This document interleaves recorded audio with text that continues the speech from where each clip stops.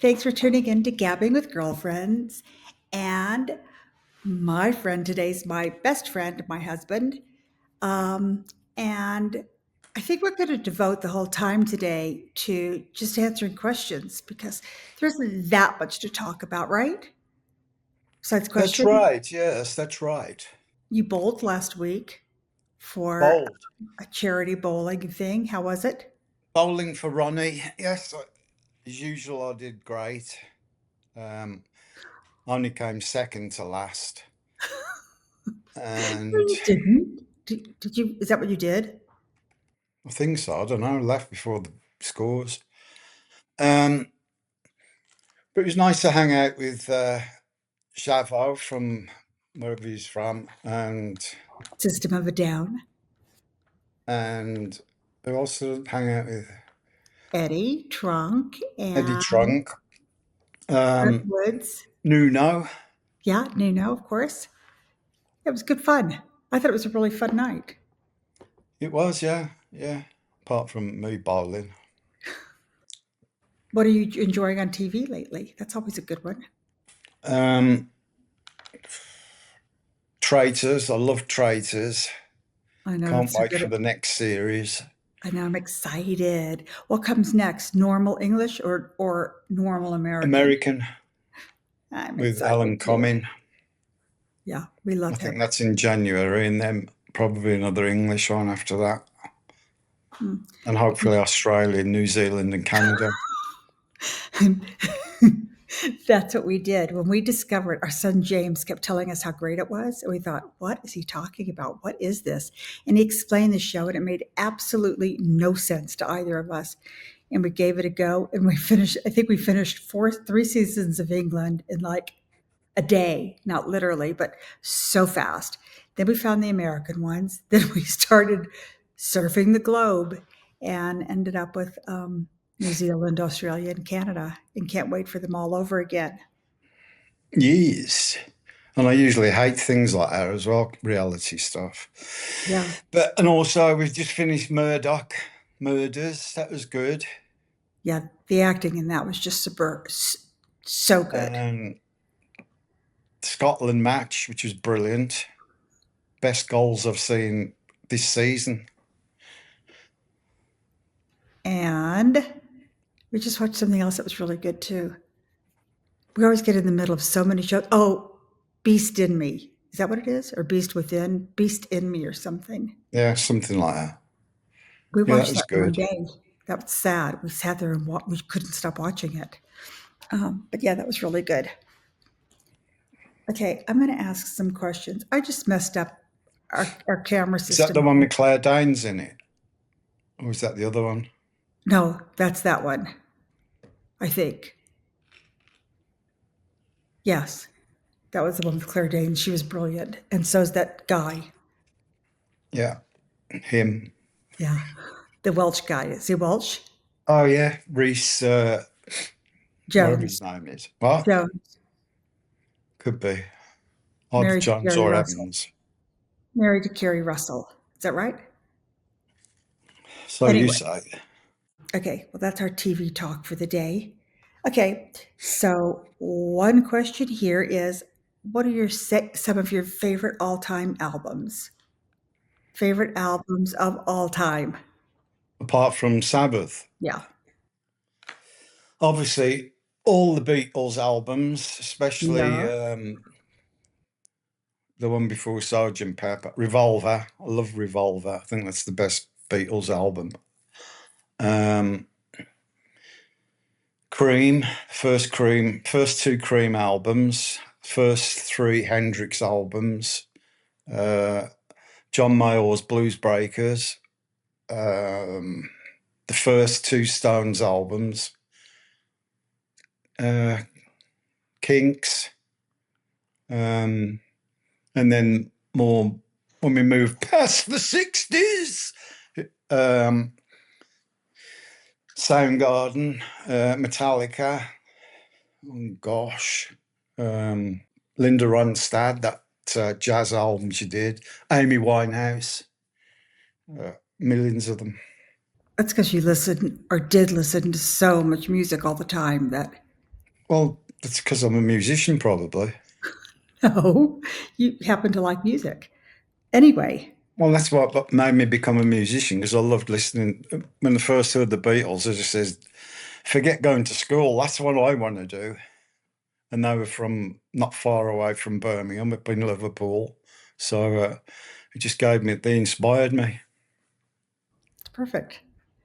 With such a legendary career full of awards and achievements, is there anything in particular that makes you feel moment, the proudest or moment that made you think this is the greatest thing that you've ever experienced? Um, Probably getting our first gold disc from the first album, because up until then, people just thought it was still a joke. I mean, my dad couldn't wait for me to get a proper job. And he thought I was just wasting my time, and he couldn't understand like how many albums you sold or how well you did on tour. But the day I came home and showed him a gold album, he realised that it was a real thing, and that's probably my proudest moment. Do you remember when my sister Grace asked if you had a real job as well? Did you ever know that?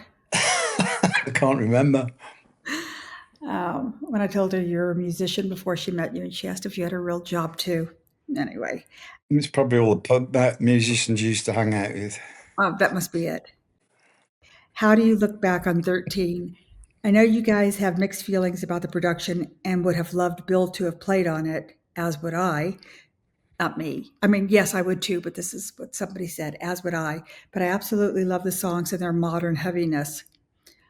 Also, Ozzy never sounded better. Anyway, so I guess the long and short of that question was, how do you look back on 13? Um, well, as you say, without Bill, it wasn't, to me, it wasn't a Sabbath album because um, it just wasn't. I think the rehearsals we did with Bill were brilliant. I still play the rehearsal tapes rather than listening to the finished album.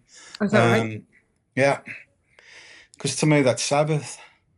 And at the time, it was a good album. I mean, it was bloody hard writing the lyrics because we thought we were going to do 9 or 10 tracks. And Rick, uh, Rick Rubin wanted us to do a minimum of 15 tracks, which meant I had to do 15 sets of lyrics. I mean, luckily, Ozzy did, I think, 3 sets of lyrics. And so I was writing, and I didn't have any real vocals to go on. So I was writing them literally in the studio or the night before we were recording them. And it was just giving me such a headache. So I was like trying to think of 12 or 13 different subjects to write before we actually put them on record with no time to reflect on them. So, you couldn't, usually you got time to reflect on it and go, nah, that sounds a bit stupid, or no, I'll replace that part. But I couldn't do that. It was like, here, this is what I've written. Yeah, Ozzy, sing it. And Ozzy'd sing it, and that'd be it. So it was, I think musically it was a good album, but it wasn't a great time doing it, especially when finding out that Tony had cancer. So I don't know how the hell he got through it. I know it's a weird time, right? Yeah. I don't know if you ever planned on it, but you became one of the greatest bass players and one of the greatest lyricists in rock music ever. So now, in retrospective, after 57 years of an amazing career, of all your developments with Black Sabbath, what's the one that surprises you the most? Regards from Mexico City. Probably picking up the bass so fast, because until uh, we actually started Sabbath, I'd never played bass before, and I was a rhythm guitarist. So we used to do a lot of Beatles covers and stuff like that in my first couple of bands. And I never, I mean, I love Paul McCartney's bass playing, but I'd never, after the Beatles finished touring, you could never get anywhere close. The first bass player I really got next to, right by the stage and look up and see what he was doing, was Jack Bruce. And I just went, bloody hell, is that what bass players do? And it just really influenced me. And so when Sabbath came together, Tony refused to have a rhythm guitarist in the band. So I switched to bass, and luckily I had very patient bandmates in Tony and Bill that encouraged my playing. And at first I was just following what Tony was doing, and then I gradually developed my own style. So when the first album was finished, and I'd never heard myself, so until the very first album was recorded, that was the first time any of us we couldn't afford tape recorders or anything like that.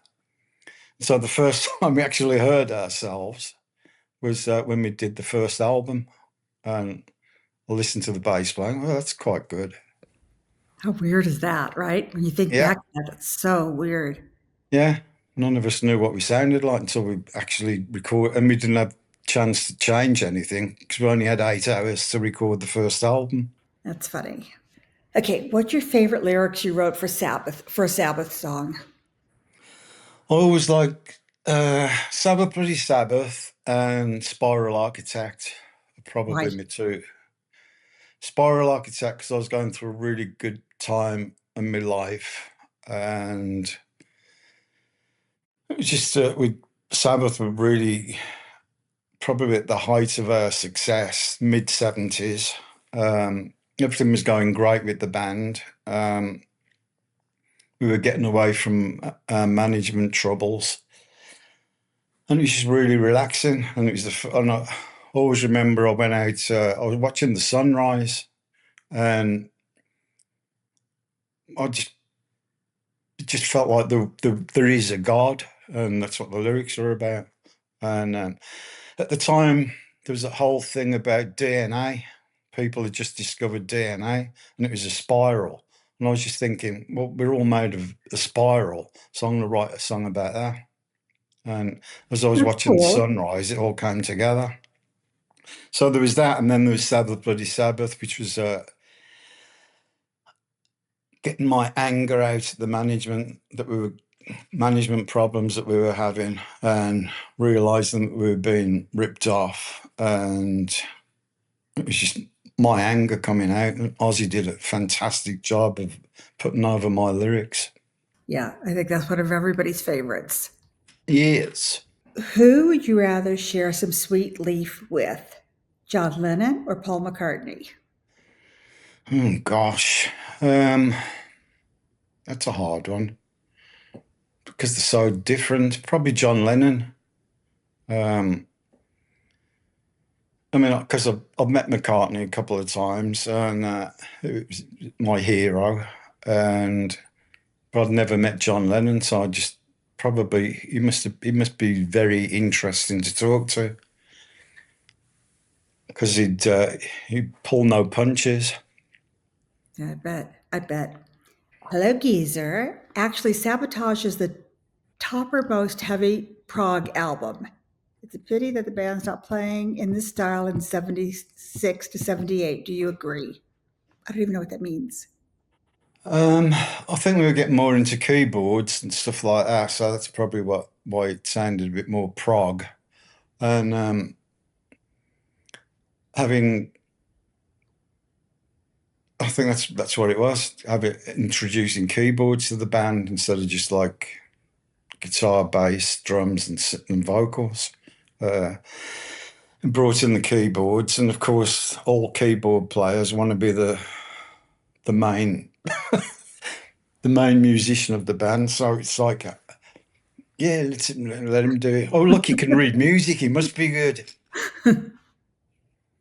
Um, okay. What non musical influences have influenced your art?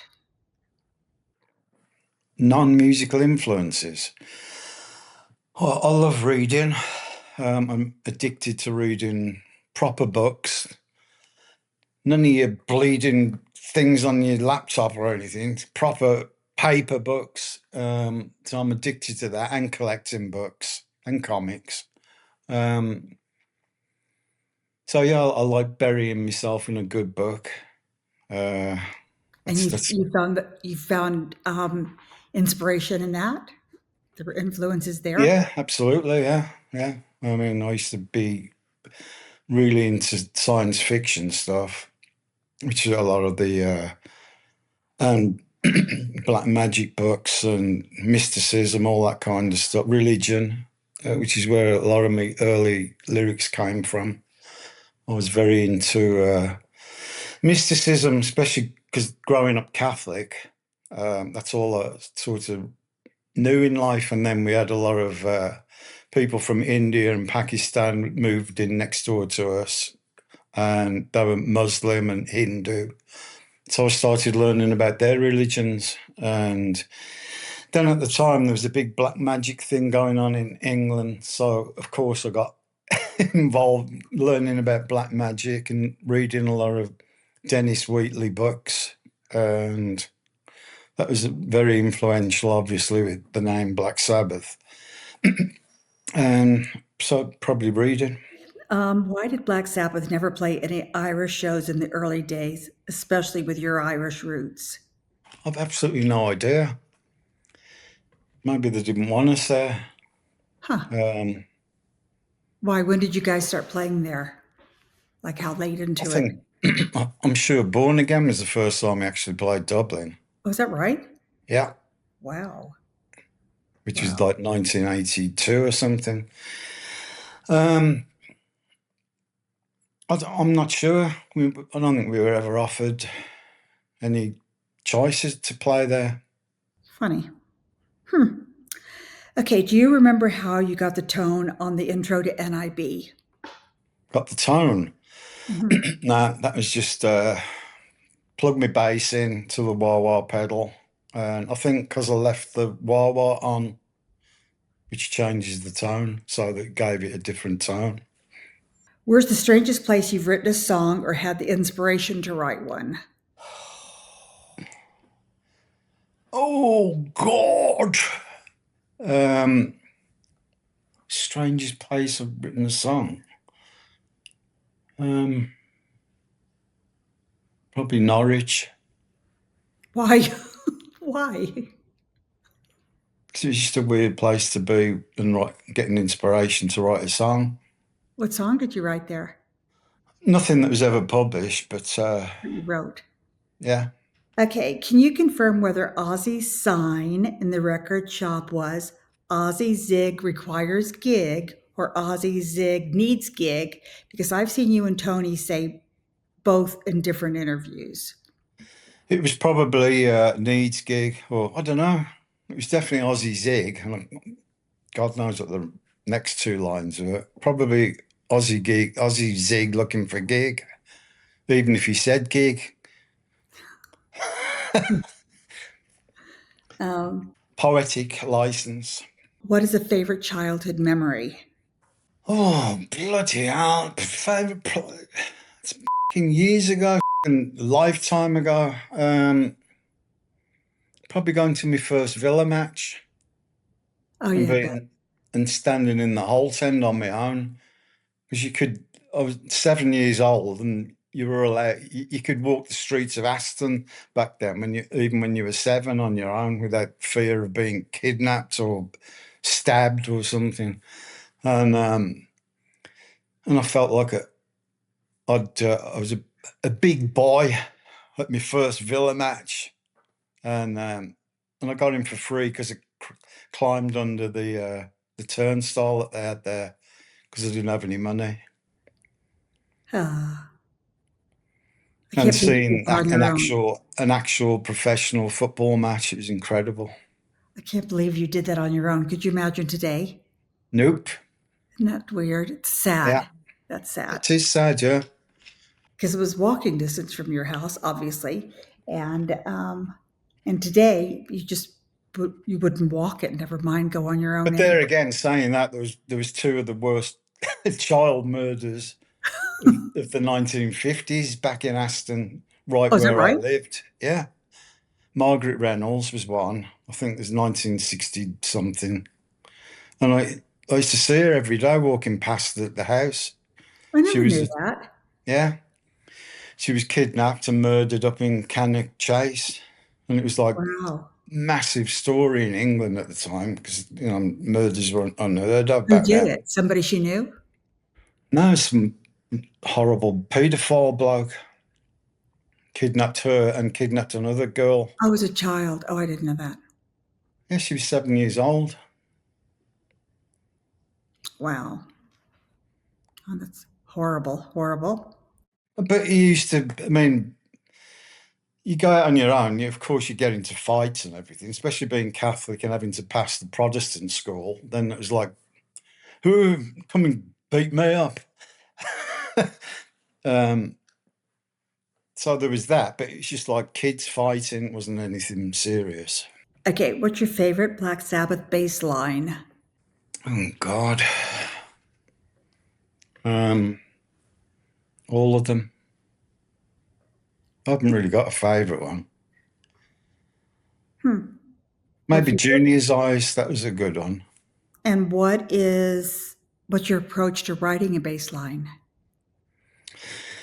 With Sabbath, it was always guitar riff first, whether it be my riff or Tony's riff. And Tony would obviously wrote 95% of the riffs, and I'd just follow what he did and fill in the bits in between, when he was playing chords and stuff, I'd fill in those bits with me and Bill, follow the drums as well. What is the best memory you have with Aston Villa, and what's the worst? Oh, the best one, obviously, was well, there's two best ones when they won the 1957, when they won the FA Cup. And obviously, I couldn't afford to go to Wembley or anything. But it was Eight. like, You were what? 8. You were 8. That's crazy that you even can No, I was seven remember. because it was May Oh, 1957. So they sold these like little silver cups with Aston Villa written on the bottom. So I bought one of those, put it in the window of the front room of my house.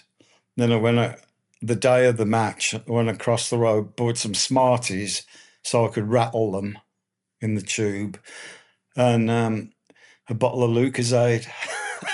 ah, And the Lucozade was supposed to be for my sister, but I drank it because she had tonsillitis. So my mum told me to get a bottle of Lucozade for her and a tube of Smarties for me. So I didn't tell my sister that I got Lucozade, and I drank it. And ever since that, every cup final, I buy Lucozade I don't buy Smarties anymore because they've got milk in them. Um, but you can get vegan. You can, Smarties being M&Ms, not the Smarties, not the hard Smarties, which are in fact vegan, but the M&M ones you're but talking you about. can get vegan Smarties now as well. That's So, true. but I still don't bother with them. Um, what was the other one? And what's the worst Oh, memory? well, obviously when the second greatest was when they won the European Cup. But the trouble is, we were on tour at the time, so I couldn't see it. But I found a phone box, put about $8,000 in quarters into the phone box so I could listen to the radio from England. With a friend of mine held his phone to the radio Oh for the my God, commentary, and I listened to the second half, and I was going that's nuts in the phone box, and crazy.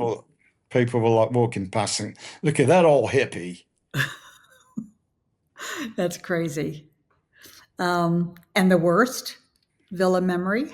When they went to the second division in 1959, um, against bloody West Bromwich as well. And the Villa had never been relegated. And I went to the flicks with my dad. My dad took me to the flicks. And I came home, and my brothers are all really miserable. And I went, "What's the matter?" And said, "The Villa lost, and they're gone down." And I just burst into tears. Ah, It's oh, horrible.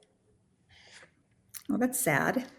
Um, what are your biggest hobbies that would surprise fans?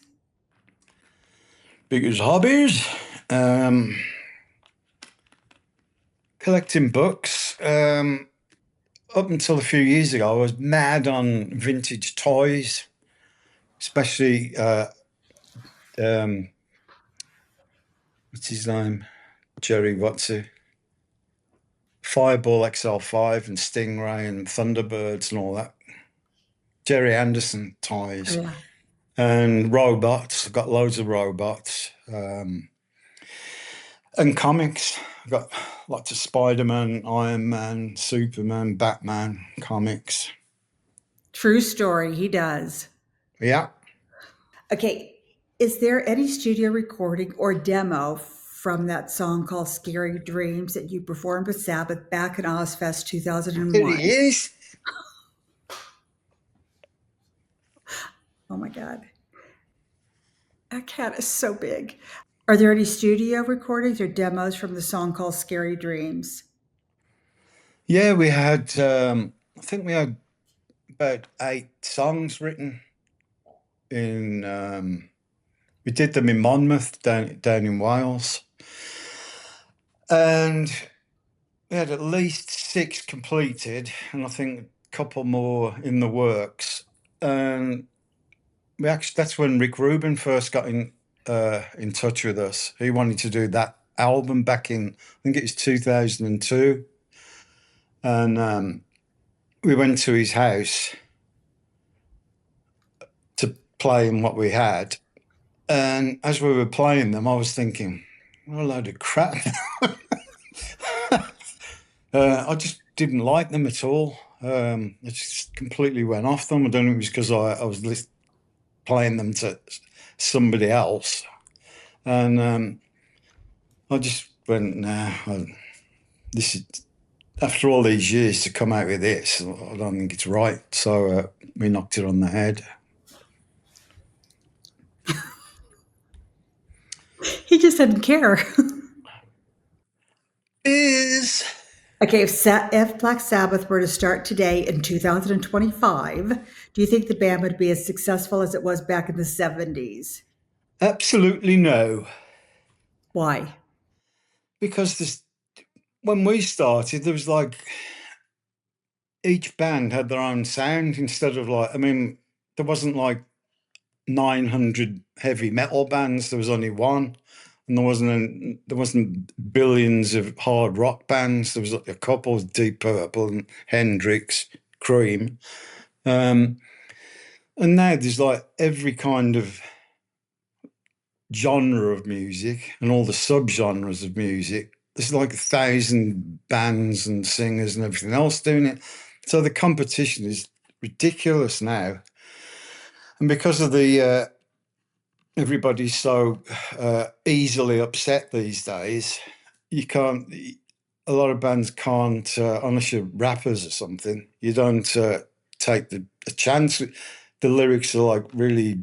They're either you've heard them 1,000 times before, or they're just meaningless love songs, or they're not provocative at all. And if they are provocative, they get banned on the radio in case it upsets somebody in bloody somewhere in the Midwest or something. Okay, um, this is an interesting one, probably hard though. What has been your favorite fan interaction? Favorite fan interaction Yeah. that I can talk about. Yes. Um, you mean me as a fan, or I don't No, know what I you took it mean. as a fan with you. Probably all the bands that I love, saying how much Sabbath has influenced them, and it's surprising, especially when you meet like rappers and stuff like that, and they love Sabbath. Um, of course, I can't remember any of them. But when bands like Metallica and Soundgarden, um, all the bands that I like say that how much we've influenced them. It's brilliant. It makes me day when I hear that. Yeah, I get that. And then, and as seen by the Back to the Beginning shows, all those bands that turned up for that, all for charity. and it's amazing. What's the story? What's the band's history behind Never Say Die, behind the Never Say Die album? Like what was going on with the band at the time? That was at our lowest period of definitely of the 70s anyway. We'd had to pay. We were sort of broke after all those tours and albums, selling millions and millions of albums and everything. We had to pay the management to go away, so we had to use up all our record advances, and we literally just had enough money to put tours together and things. So that was our lowest point. And then, of course, Ozzy left the band, and we got this singer who's a friend of ours, and it was just like, I was sort of saying to the rest of them, come on, let's just call it a day now. And then luckily Ozzy had a change of mind and came back to the band, and so that's what I said, never say die, because we thought, that was the end of the band. Then Ozzy came back, and the band was back together again, and ironically we called the album Never Say Die, and of course it was the end of the 70s Sabbath. It's ironic. Why did Technical Ecstasy fall short? How did you feel about Technical Ecstasy after you heard it? Technical Ecstasy, I can't even remember what was on it. What does that mean that fell short? Was it not received well? No, I think because we'd changed, we'd gone up from, we were getting lighter, the sound. I mean, there was certain tracks on there which are brilliant, the heavier tracks, but some of the other tracks would sort of veer, as the caller earlier said, sort of getting sounding like a progressive band, whatever they're called. So it's too much keyboards and things like that. When we were just losing the plot basically, and doing everything to pay off our manager to go away. Isn't that unbelievable? Yep. Okay, what is the song Snowblind about? Seems like it was stemmed from an inside joke. Well, it was about cocaine because I think we did it in 1974, and we were doing so much coke. It was just ridiculous. We spent more money on coke than the album cost, and the album cost 60 grand, which is a lot of money back then. I think the cocaine bill was $70,000, and It's a lot of money, but really a lot of money back then. it's like 7 million now. And we were like under the influence of coke, that writing the album and recording it and everything, and that's what it was about, Snowblind. Okay, what's the song Tomorrow's Dream about? About how short-lived music, pop stars and rock stars and everything else is at the time. It's about somebody that can be. I was writing about Mark Bolan, T-Rex at the time, and he was like the biggest thing ever in England. And then suddenly, Bay City Rollers or somebody came along, and he was like knocked off the top thing. And it's just like how fleeting fame is. And that's what it was about, Tomorrow's Dream. It's like one day you're the biggest star, the next day you're a has-been. Not Interesting. saying that Mark Bolan's a has-been, No, but no, it I was know. just influence. Yeah. You could just see it coming. It was so fleeting in England back at that time. I mean, even the Beatles had broken up, and people were saying, "Well, they lasted too long" and all that kind of thing back then. And people were saying, "Oh, the Stones are too old," and like they were 28 or something. It was a different time back then. Hmm. You were supposed to not be a musician unless you were playing classical or opera or something. Once you hit 30, people would say, "Oh, you're over the hill, has been." Okay, For volume 4, it was your guys' first time recording without Roger Bain, a person Tony had admitted that you guys relied on. What was that transition like? And was he wrong or just unavailable? Who was unavailable? Roger Roger Bain. Bain. Um, I think because Roger Bain was he was absolutely brilliant for what he did. He was absolutely amazing. He just let us get on with what we were doing, which is the best way to do it. And that was the true. Those first 3 albums were the true Sabbath. So us playing live in the studio, and just let us get on with it. And he was great at mixing the album. I mean, my bass never sounded so good since on those 3 albums. It's brilliant when you look back on it. And I think because we moved to America, at the time we were paying 95% tax in England. So all the successful bands had to record outside of Britain. Otherwise, everything goes 95% in tax to the government. So we decided to go to LA to record, and of course Roger Bain was contracted to that record company, the English record company, so he couldn't come over, and so we decided to try producing it ourselves, which we didn't do a great job of, but it was a good album, but I wasn't too fond of the production. How did the song Johnny Blade come to life? Johnny Blade was about Bill's brother.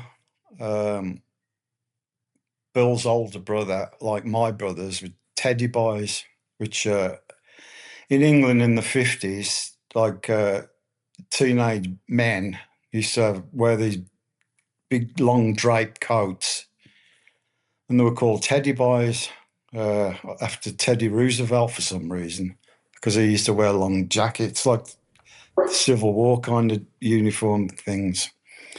And they all had flick knives. I mean, my brother had about 10 flick knives with him, chains, bicycle chains to whack people with, razor blades sewn into his lapels of his coat. So if you grabbed him, you cut your hands to pieces. And Bill's brother was that same kind of era. And he used to always be with his flick knife and everything. So it was written about him because Bill was missing his brother. Ah, Ah. ah.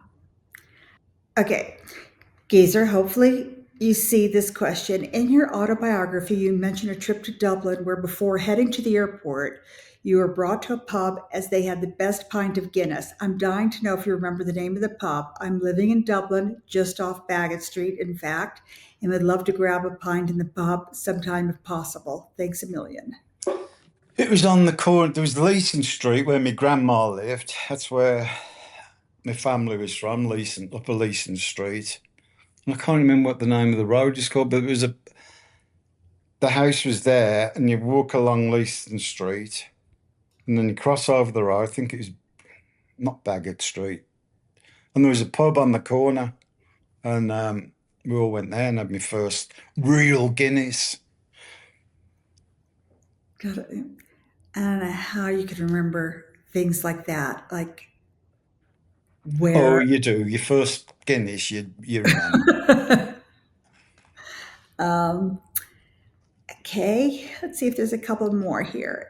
How do you think the Villa's going to end up this year? Top six. Okay. The Holt end, the left side or the right side? I used to go right behind the goal, so right in the middle, Do people really have a preference, one or the other? allegedly. Well, mine was right in the middle. Um, the one time I went to the left, I used to stand at the left side when I couldn't get down to the front. And that was, I always remember, that was, we were playing Manchester United, and the guy in front of me, suddenly blood spurted out of his head, and he just dropped down. and I heard this bottle clanking, and the Man United supporters had got in the Holt end, at the back of the Holt end, and they all had bottles, and in like all at once, they all threw all the bottles, and they were like raining down on everybody in the Holt end. No This way. guy had got his head smashed in. Yuck. So Well, that was one of my fondest memories. I bet. Wow. Okay, have you ever thought about doing a YouTube video or similar about all the bases that you still have and about the bases throughout your career? I think it'd be super interesting to see them and hear you talk about them. That's a very good idea. Maybe I It is, will. isn't it? Yeah. I love that. Yeah. I've got to round all my bases up though, because they're all over the bloody place. I mean, So, I've got my favourites here with me. So yeah, definitely so be favourites. thanks, Jack Evans 2102. That's a really, really good idea. Yes, look, I'll probably do that. What book do you return to and what draws you? Oh, do you have any books that you return to that you go back to and what draws you back to them? That's a good question. Nope, I never ever reread a book. I used to when I was a little kid, and that was Little Lord Fauntleroy, because it was so bloody long. I kept forgetting the beginning, so I used to have to start all over again. No, because I always think it's a waste of life if you keep rereading the same thing. So, not an actual book. No, I don't go back to anything that I've read. It's either I've read it and that's it. Yeah, I get why people would, but But I'm a book addict, so I always have to have a new book in front of me. So, okay, this is the last question for today. We're gonna have to do a part 3, 4, 5, and 6, I think, to make it through all the questions. But does Geezer like DC's Batman comic books? He had a song about him on his solo album. very well spotted. Yeah, Detective 27, which was the name of the first comic that Batman appeared in, Detective number 27. And Batman suddenly appeared in comic number 27. And of course, I used to love the 1960s Batman on TV. But the trouble is that because England didn't have colour TV back in the 60s, I always thought Batman was black and white. And it wasn't until I came to America and they had colour TVs that I actually saw them in colour for the first time. Aw. Yeah. Um, Yes, I'm getting old. but is I wonder how, like you said, well spotted. I wonder how if that's obvious to many people, like the web. Um, it's a bit of an anorak thing, and to be into. It depends if you like comics, then you get it straight away because it's called Detective 27, and there's Shadow of the Bat as some of the lyrics, which was another Batman offspring comic. So there's lots of comic and TV references on that album. There's Doctor Who references, and there's a track called Man in a Suitcase on one of them, which is an old 60s TV show. Loads of TV references. I hope by time we do the next one of these, you'll be able to talk a little bit about the musical that you're writing because it's very cool, very, very cool.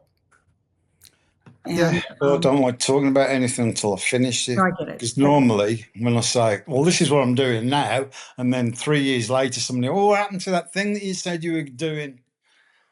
So now I only talk about something when it's finished, Okay, I get it. like my I next totally get book, it. like the new book I'm writing. Okay, we'll save that one too until it's done. But you did that with your memoir. You said you were going to do it, and you said you were going to do it, and then you said you were going to do it. You did it. So Yeah, it only took me bloody 3 years because of COVID, because I didn't have anything else to do. I couldn't leave the house. no, yeah, that's true. And I had That's three true. years of stuck in the house because of COVID to finally get down and write my autobiography. That's funny because it's And then they censored it. So I've got to write another book now about all the parts that were censored. there. You go. Okay, on that, we'll say goodbye. Thank you very much for having a listen, everybody. And we will, we look forward to part 3. So bye. Thanks for tuning in. Bye. Say bye. Thank you very much, everyone. Thank you. Bye. Bye. Thanks so much for tuning in today, and be sure to follow Gabbing with Girlfriends on here so you never miss an episode.